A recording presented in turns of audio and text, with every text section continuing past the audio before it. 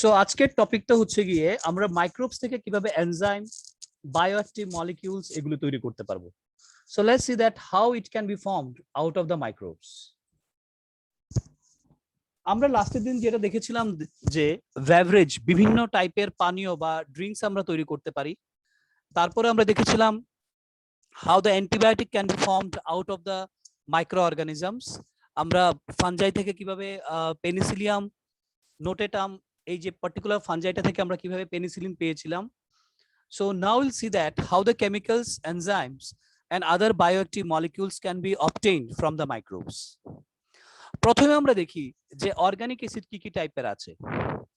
Organic acid মানে হচ্ছে কি যেটা আমরা আমাদের রেগুলার ডেইলি লাইফে যেটা আমরা ইউজ করতে পারি। Like for example, some organic acid produced on commercial or industrial scales and the microbe employed in their production are listed in the given table.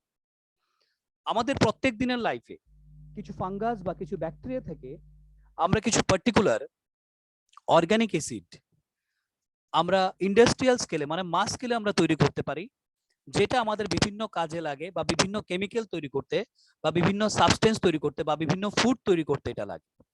Say for example citric acid. Citric acid fungus থেকে কি করা হয়, obtain করা হয়। Aspergillus নাইগার।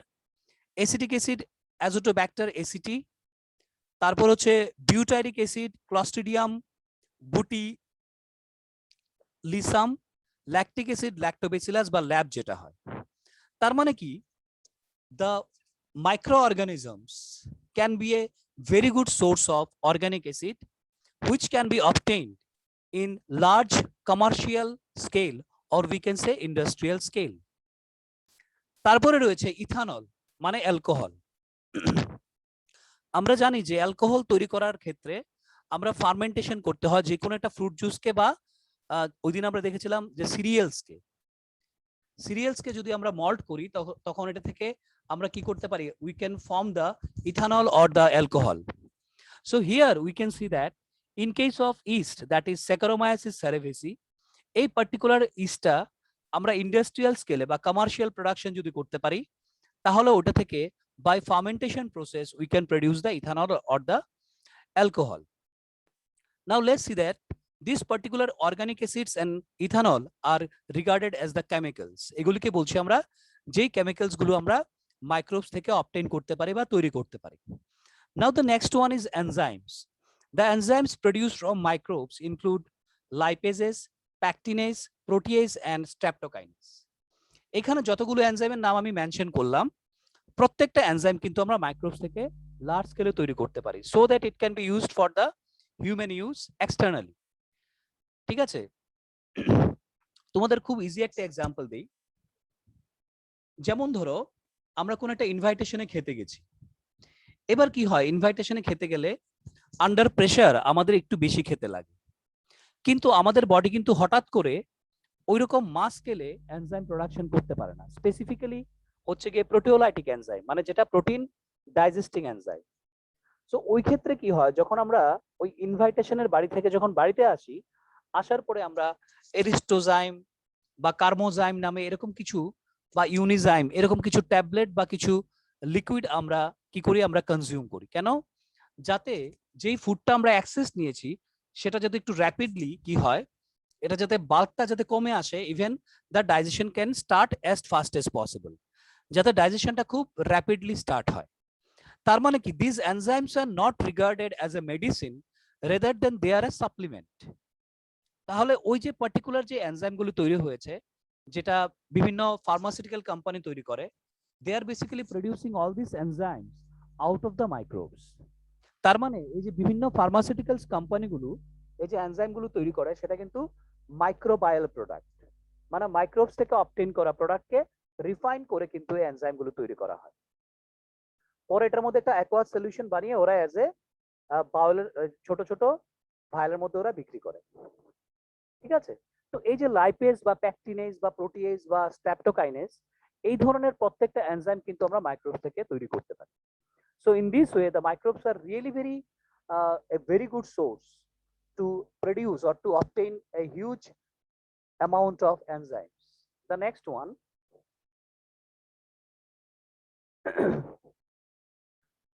Lipases are used in detergent formulation and are helpful in removing oily stain from the laundry.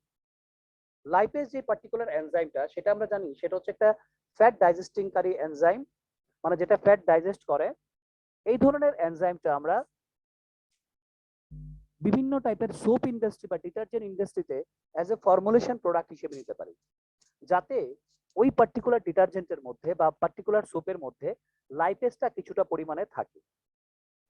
আমরা জানি কি soap বা ডিটারজেন্ট হচ্ছে গিয়ে that is a compound of stearic acid, you know that. ঠিক আছে, ওই স্টিয়ারিক অ্যাসিডের সঙ্গে কিন্তু কিছুটা পরিমাণে লাইপেজ থাকে, যাতে যখন আমরা কাপড় পরিষ্কার করি কাপড়ের মধ্যে যেই অয়েলি পার্টটা আছে, তোমরা জানো যে দুইটা পার্ট থাকে, একটা হচ্ছে হাইড্রোফিলিক, একটা হচ্ছে হাইড্রোফোবিক, ক্লাস 10-এ পড়েছিলে। দুইটাই ইয়ে থাকে সাবানের মধ্যে। তো কি করে ওই যে অয়েল পার্টটা যেটার মধ্যে ডার্টটা লেগে থাকে, মানে ময়লাটা যেখানে লেগে থাকে সেটাকে সরাতে, সেটাকে রিমুভ করতে কিন্তু হেল্প করে লন্ড্রিতে। So in that case, lipase are very much useful to remove the oily stain or the oily dirt from the cloths in the laundry industry.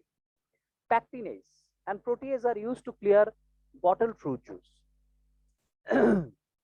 Bottled fruit juice হচ্ছে গিয়ে ওইখান থেকে আমরা কি করতে পারি, এটাকে ক্লিয়ার করতে। যেমন ধরো আমরা যদি এখন আমের রস করি বাড়িতে বা আনারসের রস করি, আমরা যদি জুসটা বের করি তাহলে এটার মধ্যে কি থাকবে, that will contains more fibres. কি থাকবে, এটার মধ্যে অনেক ফাইবার থাকবে। তাহলে তুমি যখন জুসটা যখন খাবে তখন কিন্তু ততটা ভালো লাগবে না। কেন? Because it contains A lot of fibres. তো ওই প্যাকটিনেজেস বা প্রোটিয়েজেস দিয়ে ওই বটল ফ্রুট জুসটাকে কি করে, এটাকে ফাইবারলেস করে দেয়। So it will be having a enhanced একটা ফর্মুলেশন হয় ফ্রুট জুসের। Streptococcus produced from Streptococcus and modifying by genetic engineering is used as a clot blaster. এটা খুব দারুণ একটা এনজাইম স্ট্রেপ্টোকাইনেজ। এটা কি করে, এটা বেসিক্যালি আমরা স্ট্রেপ্টোকক্কাস, তোমরা নিশ্চয়ই জানো যে that is a spherical type of or round shaped bacteria from where it is produced, streptokinase. আর এটাকে মডিফাই করা হয় জেনেটিক ইঞ্জিনিয়ারিং এ, যাতে এটাকে আমরা ইউজ করতে পারি ক্লট ব্লাস্টার। ক্লট ব্লাস্টার কথাটা মানে কি, আমাদের বডিতে যদি কোনো জায়গাতে ইন্টারনাল বা এক্সটার্নাল পার্টে যদি ব্লাডটা ক্লট হয়ে যায়, ওইখানে যদি এই এনজাইমটা ইউজ করা হয় তখন কি হয়, তখন বেসিক্যালি কি হয় এনজাইমটা, সেটা অটোমেটিক্যালি কি হয়, ওই পার্টটাকে এটাকে ক্লটটাকে রিমুভ করে দেয়। So that particular enzyme will make that particular place what clot free. Even যাদের মায়োকার্ডাল ইনফ্রেশন হয়েছে, মায়োকার্ডাল ইনফ্রেশন তোমরা জানো, যাদের 1-2 বার হার্ট অ্যাটাক হয়েছে বা হার্ট অ্যাটাকের মতো অবস্থা হয়েছে, বা হার্টে রেগুলারলি যেই ব্লাডটা যতটুকু সার্কুলেট হওয়ার কথা ততটুকু হচ্ছে না, কোন একটা জায়গাতে ক্লটিং হয়ে গেছে, বা যেটাকে আমরা বলি ব্লকেজ ইন দ্য আর্টারি। তোমরা নিশ্চয়ই শুনেছো যে হার্টের মধ্যে অনেক আর্টারিতে অনেক সময় ব্লকেজ হয়। তখন ডক্টররা কি করে, তখন আমাদের যে গ্রেট আর্টারি যেটা এওর্টার কোনো একটা ব্রাঞ্চ যেটা আমাদের লোয়ার বডি পার্টস এর মধ্যে রয়েছে, ওইদিকে কি করে, ওইদিকে একটা ছোট ইনসাইশন করে। ইনসাইশন মানে হচ্ছে ছোট্ট একটা ছিদ্র করে একটা ওয়্যার দিয়ে, একটা তারের মতো দিয়ে, এটার মধ্যে ওই স্ট্রেপ্টোকাইনেসটা লাগানো থাকে। ওই স্ট্রেপ্টোকাইনেসটাকে যেই পার্টটাতে ক্লটটা আছে, কারণ যখন ওই ব্লাড ভেসেলটার মধ্য দিয়ে যখন আমি এই তারটাকে আস্তে আস্তে করে ইনসার্ট করব, তখন দেখা যাবে কি ওই পার্টিকুলার ব্লাড ভেসেলসটা ধরে ধরে যেই পার্টটার মধ্যে ক্লটটা আছে ওই পার্টের মধ্যে গিয়ে ওই এনজাইমটা, মানে এই পার্টিকুলার স্ট্রেপ্টোকাইনেসটা কাজ করবে এজ এ ক্লট বাস্টার। ওই পার্টটার মধ্যে গিয়ে দেখবে ক্লটটাকে সরিয়ে দিয়েছে। তার মানে কি, the person who has undergone myocardial infarction, যাদের এরকম অনেকবার হার্ট অ্যাটাক হয়েছে, ওদের ক্ষেত্রে হার্টের অনেকগুলো ব্লাড ভেসেলস ব্লকেজ থাকতে পারে। তো ওই ব্লকেজটাকে সারানোর জন্য কিন্তু এই স্ট্রেপ্টোকাইনেস যে পার্টিকুলার এনজাইমটা, that is very much useful. এটা গেল হচ্ছে আমাদের এনজাইমের পার্টটা। আমরা কেমিক্যাল পার্টটা জানলাম, এনজাইমের পার্টটা জানলাম। নাও বায়োঅ্যাক্টিভ মলিকিউলস, এটার ইউজটা কি, আমি আগে একটা বেসিক নলেজ দিয়ে দিচ্ছি, তারপরে এটার মধ্যে আসছি। ধরো কোন একজন ব্যক্তির 2টা কিডনি নষ্ট হয়ে গেছে, that means both the kidneys are failure, they can not perform the function properly. এইবার ওই ভদ্রলোকের ক্ষেত্রে দুইটা অপশন আছে, একটা হচ্ছে হিমোডায়ালাইসিস, তোমরা জানো যে ডায়ালাইসিস কিভাবে করতে লাগে, অর এলস কিডনি ট্রান্সপ্লান্টেশন। এবার দেখা গেল কি ডায়ালাইসিসও পসিবল না, কিডনি কিছুটা পরিমাণে কাজ করলে কিন্তু ডায়ালাইসিসটা পসিবল হয়। দেখা গেল কি দুইটা কিডনির মধ্যে একটা কিডনিও একদমই ফাংশন করছে না, দ্যাট ইজ লেস দেন 20% কাজ করছে। সো ইন দ্যাট কেস তখন কি করতে লাগবে, তখন পেশেন্টকে যে কোনো করেই হোক একজন প্রবাবল ডোনার থেকে একটা কিডনি এনে এখানে ফিক্স করতে লাগবে। যদি কোনো ব্যক্তি অন্য কোনো ব্যক্তি অ্যাজ এ ডোনার যদি একটা কিডনি যদি উনাকে দিয়ে দেয় যে পেশেন্ট, এখন প্রশ্নটা হচ্ছে কি আমাদের প্রত্যেকের বডির ইমিউন সিস্টেম কিন্তু একরকম না। We know that we are very much antigen specific and antigen sensitive. আমরা প্রত্যেকটা লোক আমাদের কিন্তু এক একটা অ্যান্টিজেনের উপর আমরা এক এক রকম সেন্সিটিভ। যেমন যেমন ধরো এখন আমরা বলছি করোনা ভ্যাকসিন নিয়ে, অনেকেই ভ্যাকসিন নিচ্ছে, অনেকেরই জ্বর হচ্ছে, আবার অনেকের কিছুই হচ্ছে না। তার মানে কি বডির reactivity you can not be so sure. তুমি আগে থেকে বলতে পারবে না যে আমার বডি কি ধরনের রিয়াকশন করতে পারে। অনেকের প্রচন্ড পরিমাণে জ্বর হয়, প্রচন্ড পরিমাণে গা হাত ব্যথা করে, ঠিক আছে, আবার অনেকের কিছুই হয় না। তার মানে এটা ডিপেন্ড করছে কার উপর, এটা বডির ইমিউন সিস্টেমের উপর ডিপেন্ড করছে, how the immune system will take the antigen. অ্যান্টিজেনটাকে কিভাবে নিচ্ছে, অ্যান্টিজেন মানে কি, অ্যান্টিজেনিক যদি ওয়ার্ডটা তোমরা বুঝতে পারো, that something else which is not my জিন। অ্যান্টিজিন কথাটা মানে হচ্ছে গিয়ে যে জিনটা আমার বডির কিছু না, এটা আমার বডির পার্ট না। তার মানে কি আমার বডির পার্ট না এমন যদি কিছু আমার বডিতে ইন্ট্রোডিউস করা হয় তাহলে ডেফিনেটলি আমার বডি রিয়েক্ট করবে। তার মানে এখন প্রশ্নটা হচ্ছে গিয়ে যদি একজন প্রবাবল ডোনার থেকে আমাকে কিডনি এনে দেওয়া হয়, যদি ফিক্স করা হয় আমার বডিতে, যদি ট্রান্সপ্লান্ট করা হয়, তাহলে আমার বডি যে রিয়েক্ট করবে না, নট লাইক দ্যাট। আমার বডি কিন্তু কি করতে পারে, রিজেক্ট করতে পারে, আবার অ্যাকসেপ্টও করতে পারে। কারণ যার থেকে আমি কিডনিটা নিলাম ওনার ইমিউনিটি পাওয়ার আর আমার immunity power that is not similar. ঠিক আছে, আমাদের যেহেতু ইমিউনিটি পাওয়ারটা সিমিলার না, তাহলে আমার বডি অন্য কোনো একজন ব্যক্তির কিডনিকে রিজেক্ট করতেই পারে। রিজেক্ট করাটা মানে কি, রিজেক্ট করাটা মানে হচ্ছে গিয়ে দ্যাট ইজ এই কিডনিটা আমার বডিতে আর কাজ করবে না, তখন এটা কিন্তু আমাদের জন্য আরো বেশি মারাত্মক হতে পারে। তো এই কারণটা জেনে থেকে মানে আগে থেকে জানে ডক্টররা এরকম রিজেক্ট করতে পারে, কিন্তু অন্য ব্যক্তির কিডনি যদি পেশেন্টের বডিতে কিছুদিন থাকে তাহলে অটোমেটিকলি কি হবে, বডি টিস্যুর সঙ্গে এটা আস্তে আস্তে করে ম্যাচ করে যাবে। ম্যাচ করতে করতে করতে করতে একটা টাইম পরে দেখা যাবে কি লোকটা একটা হেলদি লাইফ লিড করছে। It will take near about 6 month to adapt along with the different types of kidney from another one. তো এই ক্ষেত্রে কি করে ডক্টররা আগে থেকে একটা ইমিউনোসাপ্রেসিভ এজেন্ট মানে কি, যাতে আমাদের বডির যে অনাক্রমতা বা ইমিউনিটি সেটা যাতে কিডনিটাকে যাতে রিজেক্ট না করে, এটাকে যাতে অ্যাকসেপ্ট করে রাখে, এটাকে যাতে কখনো রিজেক্ট না করে। তো অ্যাডভান্স কি করে ডক্টররা একটা ইনজেকশন দিয়ে রাখবে পেশেন্টদের, এবং কোনো কোনো পেশেন্টের ক্ষেত্রে দেখা যায় কি হোল লাইফ লং এই পার্টিকুলার ইনজেকশনটা 6 মাস পরে পরে নিতে লাগে, যাতে বডি কখনোই যতদিন অবধি ভদ্রলোক সার্ভাইভ করবে ততদিন অবধি এই পার্টিকুলার ইনজেকশনটা 6 মাস পরে পরে নিতে লাগবে। কেন, যাতে কোনো একটা সময়ও বডি যাতে ওই নতুন কিডনিটাকে কখনোই রিজেক্ট না করে। এটা হচ্ছে টোটাল গল্পটা। তো বায়োঅ্যাক্টিভ মলিকিউলস মানে কিরকম, যেমন ধরো সাইক্লোস্পোরিন এ, দ্যাট ইজ এটা হচ্ছে নামটা বায়োঅ্যাক্টিভ মলিকিউলস এর, that is produced by the fungus Trichoderma polysporum, is used as an immunosuppressive agent in organ transplant patient।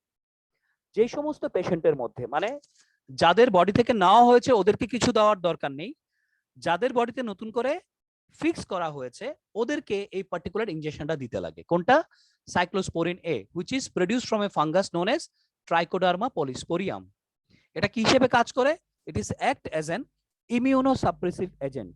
তার মানে কি এটা ওই পেশেন্টের বডিতে বা রেসিপিয়েন্টের বডির যেই ইমিউন সিস্টেমটা সেটাকে সাপ্রেস করে রাখে। কেন, যাতে নতুন অর্গান ফিক্সেশনে বা নতুন অর্গান ট্রান্সপ্লান্টেশনে ওই পেশেন্টের বডি যাতে কোনো রিজেকশন না করে বা কোনো রিজেকশন প্রসেস অ্যাপ্লাই না করে বা রেসপন্স যাতে রিজেক্টেড যাতে না হয়।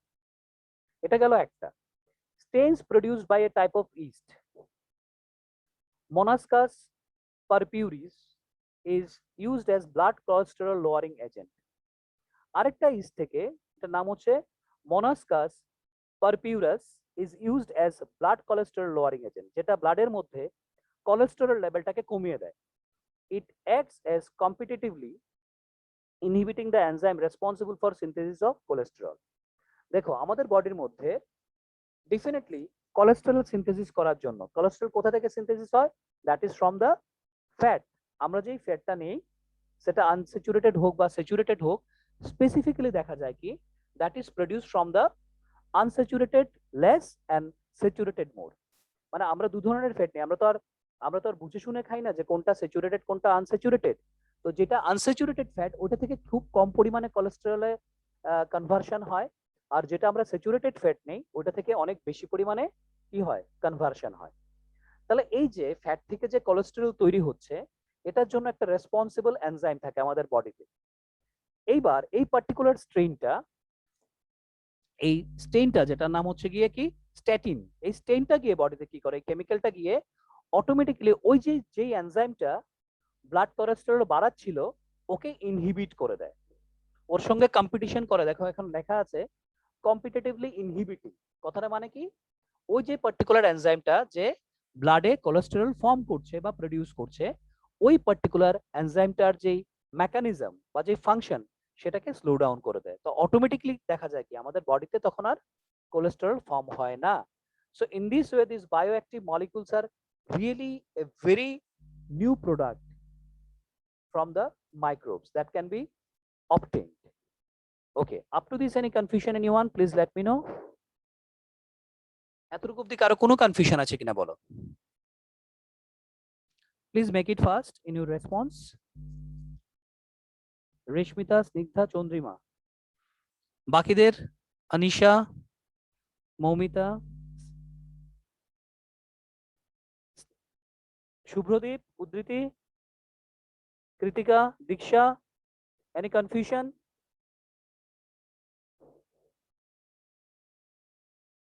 Akanksha, any confusion?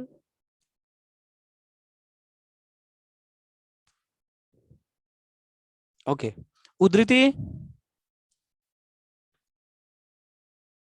Shubho, Subhradeep, any confusion?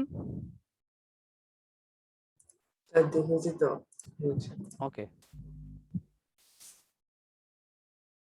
so the next one. এইবার আমরা যেটা দেখলাম একটা হচ্ছে কেমিক্যাল, একটা হচ্ছে এনজাইমস, আর একটা হচ্ছে bioactive molecules. Now the next one, it is a very new sector in case of microbial activities, that is sewage treatment. sewage treatment মানে হচ্ছে গিয়ে আমরা ময়লা জল পরিষ্কার করব with the help of the microbes. চিন্তা করে দেখো, ভাবতে কিরকম লাগে যে মাইক্রোবস বেসিক্যালি থাকেই ডার্টের মধ্যে, ময়লার মধ্যেই থাকে ম্যাক্সিমাম পরিমাণে মাইক্রোবস, whereas আমরা ইন্ডাস্ট্রিয়াল ওয়াটার গুলোকে, যেটা বেসিক্যালি সিওয়েজ ওয়াটার বলে যেটাকে, ওইটাকে আমরা পরিষ্কার করব with the help of the microbes. The municipal wastewater, also called sewage, contains large amount of organic matter and microbes, many of which are pathogenic. Municipal water মানে ব্যাপারটা হচ্ছে আমাদের বাড়িঘরের ওয়াটারটাকে বলছি আমরা মিউনিসিপাল ওয়াটার, কারণ এটা আলটিমেটলি গিয়ে একটা বড় ড্রেনে পড়ে, বড় ড্রেনটা একটা কভার্ড একটা ড্রেনে পড়ে, তারপরে কিন্তু এটা কোনো না কোনো একটা জায়গাতে রিলিজ করা হয়, either in a lake or in a river, কারণ এটা তো আর এমন না যেটা মাটিতে চলে যায়। So this particular polluted water will be released into a large water bodies, যেখানে প্রচুর পরিমাণে ময়লা থাকে, along with that প্রচুর পরিমাণে প্যাথোজেনিক মাইক্রোবস থাকে। প্যাথোজেনিক মাইক্রোবস হচ্ছে গিয়ে the microbes which are responsible for causing diseases. যে সমস্ত মাইক্রোবস আমাদের বিভিন্ন ডিজিজের জন্য রেসপন্সিবল ওদেরকে বলছি আমরা pathogenic. The sewage is treated in sewage treatment plants, যেটাকে বলি আমরা STPs, before it is discharged into water bodies to reduce the pollution. এবার ব্যাপারটা হচ্ছে কি, আমরা মাইক্রোবায়াল অ্যাক্টিভিটি করে সিওয়েজকে ট্রিটমেন্ট করতে পারি, কিন্তু এটা হবে less polluted but never be pollution free. I repeat again, যেই সিওয়েজটার মধ্যে ময়লা রয়েছে, যেটা অর্গানিক ম্যাটার অ্যান্ড মাইক্রোবস, সেটাকে আমরা পরিষ্কার করতে পারবো ডেফিনেটলি, কিন্তু আমরা 100% করতে পারবো না। It will be less polluted or less dirty. ময়লাটা কিছু কমবে, বাল্কটা কমবে, পলিউশনটা কিছুটা কমবে, কিন্তু এটাকে কিন্তু আমরা একদম পুরোপুরি একদম 100% কিন্তু ট্রিট করতে পারবো না। তার মানে ওয়াটার বডিজে যে জলটা গিয়ে পড়বে সিওয়েজ ওয়াটারটা, that will reduce the pollution. This treatment is carried out in 2 stages. এই ট্রিটমেন্টটা আমরা দুটো ভাবে করতে পারি, একটা হচ্ছে প্রাইমারি ট্রিটমেন্ট আর একটা হচ্ছে সেকেন্ডারি ট্রিটমেন্ট। প্রাইমারি ট্রিটমেন্টের মধ্যে দেখো, it involves physical removal of large and small particles from sewage through filtration and sedimentation. এইখানে ফিল্ট্রেশন আর সেডিমেন্টেশন এই দুইটা প্রসেস অ্যাপ্লাই করা হয়। একটা হচ্ছে সেডিমেন্ট, যেটা অধক্ষেপ যেটা পড়ে, আর ফিল্ট্রেশন তোমরা সবাই জানো, যেটা আমরা ফিল্টার পেপার দিয়ে করতে পারি, বা এখানে লার্জ ফিল্ট্রেশন ইউনিট থাকে। এইখানে কি করা হয়, বিভিন্ন স্টেপে স্টেপে যেই ফ্লটিং ডেব্রিজ গুলো থাকে, ফ্লটিং ডেব্রিজ মানে কি, ধরো কিছু কিছু ছোট ছোট পাথর থাকলো বা অন্যান্য কিছু ময়লা জিনিসপত্রগুলো জলের মধ্যে ভাসছে, এটাকে কি করা হয়, এটাকে প্রথম ফিল্টার করা হয়। তার মানে কি, ফার্স্ট রাউন্ড অফ ফিল্ট্রেশনে কিছু পরিমাণ আনওয়ান্টেড ম্যাটেরিয়াল বা ওয়েস্টেজ এগুলিকে আমরা রিমুভ করতে পারি by the physical treatment. So initially floating debris is removed by sequential filtration. Sequential মানে কি, অনেকগুলো স্টেপে ফিল্ট্রেশন করা হয়, যেটাকে বলছি আমরা কি, sequential filtration. Then the grit, grit মানে হচ্ছে সয়েল এন্ড স্মল পেবলস, মাটির কিছু কিছু দানা থাকতে পারে, ছোট ছোট পাথর থাকতে পারে, আর removed by sedimentation. Obviously soil বা স্মল পেবলস, ছোট ছোট পাথর বা মাটির যেই ডেন্সিটি থাকবে, ওই ডেন্সিটিতে ওরা কি হবে, that will be sedimented at the bottom. এটা কি হবে, জলের এই যে ডার্ট ওয়াটার বা সিওয়েজ ওয়াটারের একদম নিচে চলে আসবে। So all solids that settle form the primary sludge and the supertenant forms the effluent. তার মানে এবার কি বলেছি আমরা, যেগুলো নিচে সেটেল করছে ওদেরকে বলছি আমরা প্রাইমারি স্লাজ। যেটা সেটেল করছে নিচে এটাকে বলছি আমরা প্রাইমারি স্লাজ, যে সলিড ম্যাটেরিয়ালস গুলো, আর যেটা উপরে আছে সেটাকে বলছি আমরা সুপারনেটেন্ট ফর্ম দা ইফ্লুয়েন্ট, এটাকে বলছি আমরা ইফ্লুয়েন্ট। তার মানে আমরা বলতে পারি যে ময়লার মধ্যে দুটো পার্ট রয়েছে, একটা হচ্ছে primary sludge along with what effluent, then the effluent from the primary settling tank is taken for secondary treatment. তার মানে ওই ইফ্লুয়েন্টটাই হচ্ছে গিয়ে এখানে এখন কি পলিউটেড পার্ট। এখন এই টোটাল সিওয়েজ ওয়াটারের মধ্যে এখন ইফ্লুয়েন্টটাই হচ্ছে গিয়ে আমার কি, that is the polluted part of the water. তো এটার আমার কি লাগবে, এটার আমার সেকেন্ডারি ট্রিটমেন্ট লাগবে। কারণ কেন, প্রথম ট্রিটমেন্টে আমি যা যা কিছু ডেব্রিজ ছিল বা যা যা কিছু ভারী কিছু একটা ছিল বাট যার ডেন্সিটি বেশি ছিল, এটাকে আমরা অটোমেটিকলি আমরা সেডিমেন্টেশন আর ফিল্ট্রেশন এটাকে আমরা আলাদা করে দিয়েছি। এখন যে ওয়াটারটা আছে, ওয়াটারটার মধ্যে এখন শুধু অর্গানিক ম্যাটেরিয়ালস গুলো আছে। তো ওই অর্গানিক ম্যাটেরিয়ালস এর যে বাল্কিং অ্যামাউন্টটা, সেই বাল্কিং অ্যামাউন্টটাকে আমাদের কমাতে লাগবে।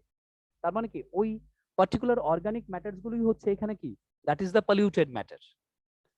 দূষিত বস্তু যেগুলো এখন জলের মধ্যে আছে সেগুলি হচ্ছে এখন ইফ্লুয়েন্টের মধ্যে যেটা আছে। তো এটাকে যদি আমরা সেকেন্ডারি ট্রিটমেন্টের জন্য পাঠাই, দেখা যাবে কি এখানে এই পলিউটেড ম্যাটারের যেই পরিমাণটা বা কোয়ান্টিটিটা সেটা অনেকটাই কমে আসবে। তাহলে অনেকটাই যদি কমে আসে, তার মানে কি পলিউশনটা কিছুটা কমবে। পলিউশন লেস না, but it will reduce the pollution. এবার আসছি আমরা secondary treatment or biological treatment.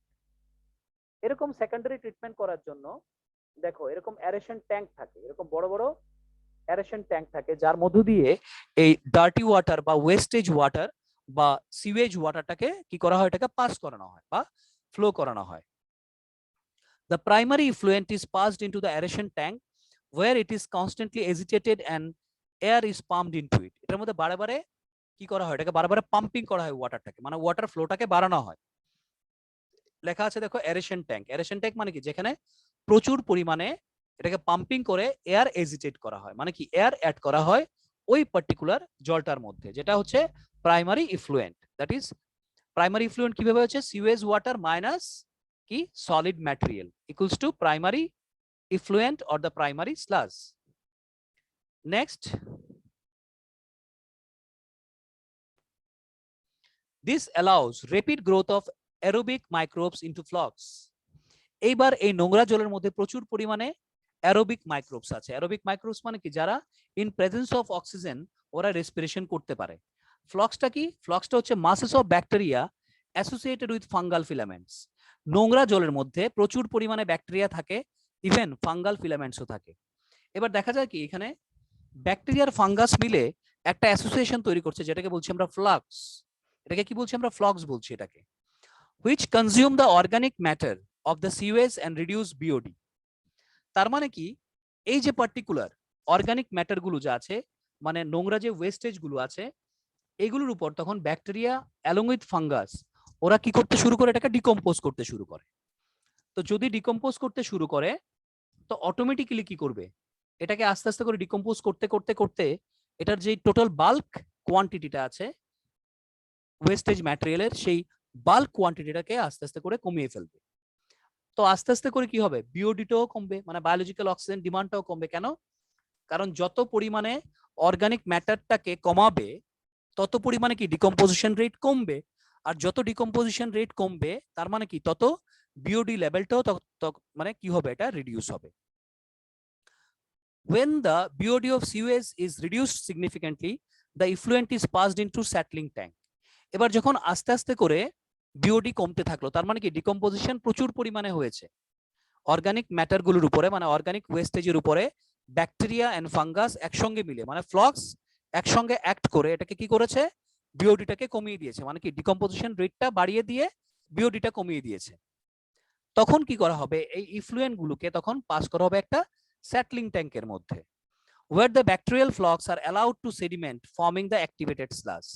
এইবার যখন সেটলিং ট্যাঙ্কের মধ্যে পাঠানো হবে ওইখানেও প্রচুর পরিমাণে ফ্লক্স থাকবে, মানে কি fungal association along with the bacteria, মানে ব্যাকটেরিয়া আর ফাঙ্গাসের একটা অ্যাসোসিয়েশনকে বলছি আমরা ফ্লক্স। ওইখানেও কি করবে? ওই সেটলিং ট্যাঙ্কের মধ্যেও কিন্তু ওরা একটা সেডিমেন্ট তৈরি করবে। কিভাবে? সেম, আবার ডিকম্পোজিশন করবে, মানে ফার্দার ওরা এটাকে ডিকম্পোজিশন করবে। A small part of the activated sludge is pumped back into the aeration tank as inoculum. এইবার ব্যাপারটা হচ্ছে কি, ওই যে অ্যাক্টিভেটেড স্লাজ মানে কি? ময়লাটা, ধরো ময়লাটা এতটুকু ছিল, সে ফর এক্সাম্পল আমি ধরলাম যে ময়লাটা এতটুকু পরিমাণে ছিল, এবার পরবর্তী সময়টা কতটুকু হয়েছে? এতটুকু হয়েছে। মানে কি ময়লাটা আস্তে আস্তে দেখো কমতে থাকছে, তারপর কতটুকু হয়েছে? এতটুকু হয়েছে, মানে শেষ হয়নি কিন্তু এতটুকু হয়েছে। তার মানে বারে বারে যতবার ময়লাটা আমরা এবারে চেঞ্জ করেছি ততবারে এটা কি অ্যামাউন্টটা কমে গেছে, মানে এটার কোয়ান্টিটিটা কমে গেছে, ভলিউমটা কমে গেছে। এইবার এটার কিছু পরিমাণে অংশ, এই অ্যাক্টিভেটেড স্লাজের কিছু পরিমাণে অংশ এরেশন ট্যাঙ্কের মধ্যে ওরা ফেলে দেয়। কেন ফেলে দেয়?